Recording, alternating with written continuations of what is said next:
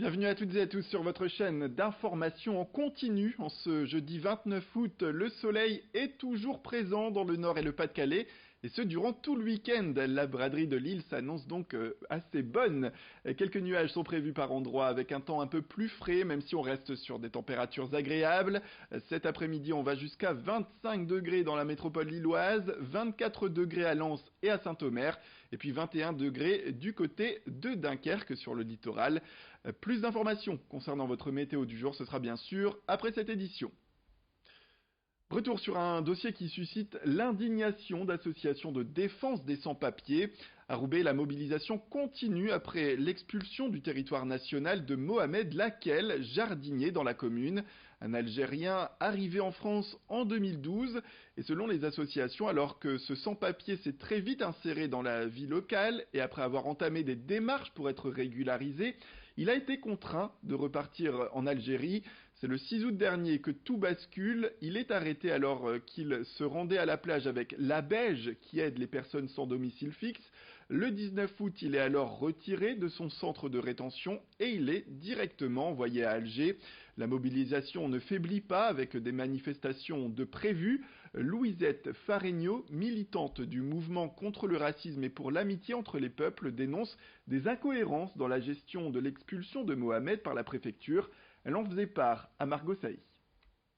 Le dossier de Mohamed a été déposé le 5 juillet en préfecture avec d'autres dossiers dans la même situation et nous attendions la réponse, mais avec les vacances, elle n'est pas donnée au mois d'août, elle sera donnée au mois de septembre. Habituellement, on attend donc la décision du mois suivant. Or là, Mohamed a été arrêté et maintenu au centre de rétention contrairement à ce fonctionnement. Première indignation. Et deuxième indignation, les conditions dans lesquelles il a été reconduit et dont ont témoigné un certain nombre de gens qui étaient présents. On lui a pris son téléphone, il a été menotté et placé dans l'avion donc dans ces conditions. Direction l'Odomarois à Berlinghem pour parler des rentrées des classes exceptionnelles. Quelques jours avant l'arrivée des enfants, l'école primaire et maternelle Simone Veil a été inaugurée cette semaine. C'est dans un ancien corps de ferme qu'une centaine d'élèves seront accueillis dès lundi.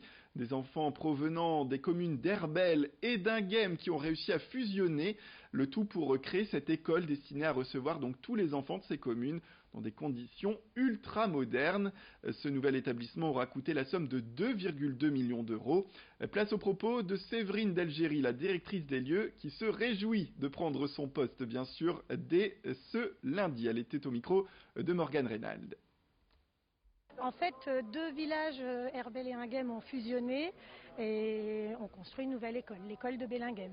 Donc nous avions 50 élèves sur le site d'Herbel, un petit peu plus sur le site d'Inghem, donc on passe 100 élèves. Les locaux sont gigantesques, somptueux, lumineux par rapport à nos anciens locaux. Les anciens locaux devenaient vétustes. À Lambersart, un nouveau skatepark est en construction. C'est un projet qui a vu le jour suite à des dégradations sur l'ancienne rampe en 2017.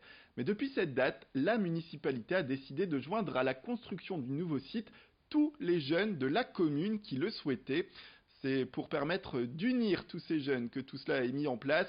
À la base, la ville voulait reconstruire la rampe à l'identique, mais avec le travail de plusieurs de ces adolescents, notamment le conseil municipal des jeunes, ce projet s'est transformé pour devenir un véritable skatepark en dur.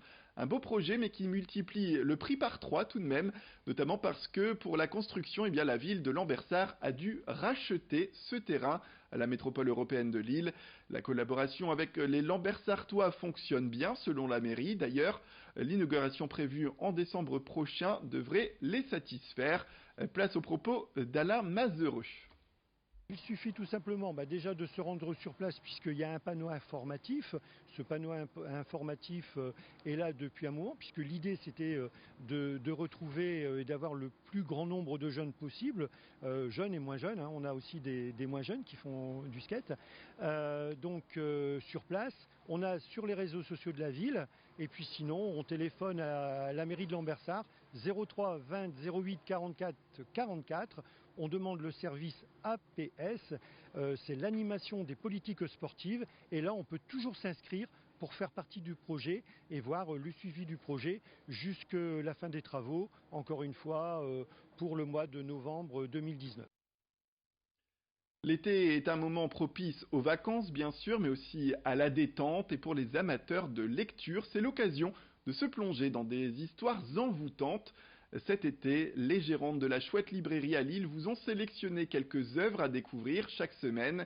Et avant la rentrée, avant ce lundi, place tout de suite au dernier bouquin de cette série que l'on vous a proposé ces 2 derniers mois. Mon livre été, c'est mon livre dépaysement. C'est Chilico, La somme de nos folies, chez Zulma.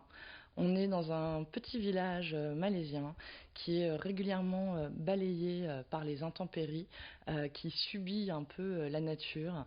Et ça va être le portrait de ces villageois qui se sont finalement formés en deuxième famille, une famille haute en couleurs, une famille pleine de bienveillance. C'est à la fois truculent, cocasse, mais avec quelque chose de très moderne. Voilà, c'est La somme de nos folies, c'est une petite perle. Et pour clore cette édition, quelques images des obsèques hier à Dunkerque de Fred Rister. Après 9 concerts, l'artiste nordiste qui a contribué au plus grand succès du DJ David Guetta a tiré sa révérence. C'était le 20 août dernier. L'église Saint-Éloi-la-Foot était présente pour rendre un dernier hommage dès 15h à ce nordiste devenu producteur, compositeur et remixeur de l'ombre, mais avec un grand nombre de succès à son actif. Originaire de Malo-les-Bains, Fred Rister a toujours vécu dans la région avant de s'éteindre à l'âge de 58 ans. Plusieurs personnalités étaient présentes sur place. Il y avait David Guetta, sans oublier Marc Lavoine, Alain Chamfort, Quentin Mosiman. Pour rappel, Fred Rister avait contribué à de nombreux titres à succès, on le disait, comme I Got a Feeling ou encore Love is Gone. C'est la fin de cette édition. Merci à toutes et à tous de nous avoir suivis. Restez avec nous, l'information continue tout de suite après le jingle. Retrouvez vos prévisions météorologiques.